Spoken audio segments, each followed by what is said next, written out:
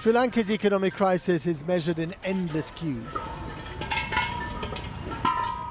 Musical queues to fill gas canisters, or turn the empty ones into roadblocks when they wait in vain. Sullen queues to fill carry cans. Well-heeled queues for those who think that time is still more precious than money. So how long have you been waiting? About 3-4 hours. 3-4 hours? Yeah, waiting here. Oh my God, for petrol? Yeah, petrol. Exasperated queues for tuk-tuks. Gas no, petrol no, diesel no, too much problem. And queues where the only combustible thing is the mood. No wonder the army is out in force at petrol stations in case it all falls apart again.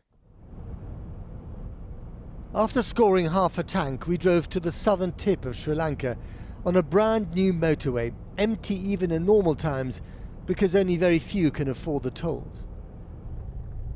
These are the normal roads in the heartland of the still just about ruling Rajapaksa clan.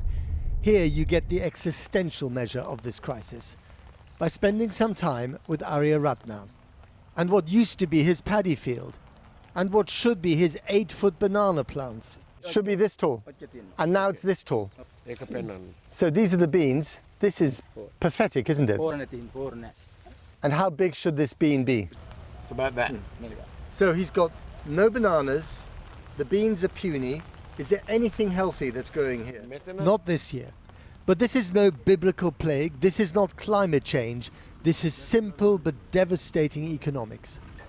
So Mr. Ratnam, the farmer, is going to show me what passes for gold these days in Sri Lanka. Okay, so this is it, the fertilizer, huh? Okay, good stuff, it's the good stuff. So you can see here the original price for one bag of fertilizer, 500 rupees, that's just over £1. Now this same bag has cost him almost £100.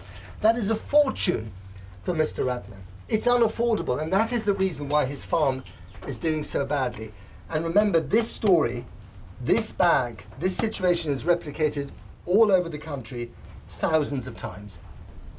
Adding insult to injury is the motorway toll station next door, built by President Rajapaksa, a constant reminder of all that is beyond the farmer's reach.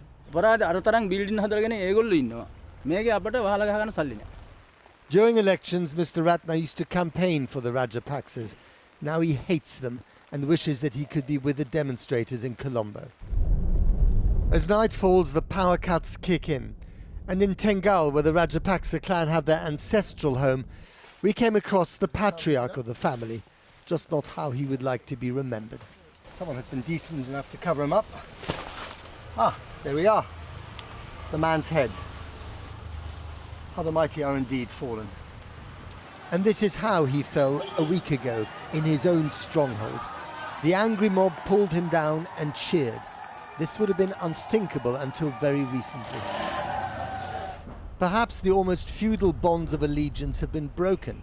Perhaps the economic crisis has burst the dam. This is certainly a moment vying for the history books. Ambika Sakkunanathan is a former human rights commissioner in Sri Lanka.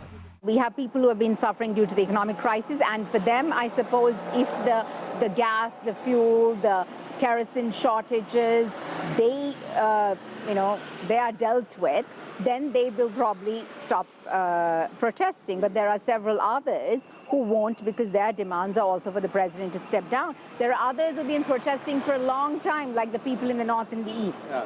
The families have disappeared.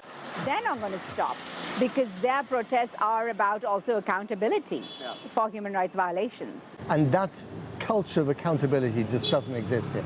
No, we have a culture of impunity. Impunity is entrenched, impunity is systemic, and impunity is from, I think, right from the bottom to the top. And it's because also those at the very top showed blatant disregard or contempt for the rule of law. They send the message to everyone else, you can do the same and I will protect you. As the demonstrators soldier on and the fuel queues get longer, the horizon is dotted with giant cargo ships within earshot, lounging off the coast. They won't release their fuel and other essentials until the government can pay for the cargo in dollars it no longer has. an economic hostage drama threatening to spark a revolution.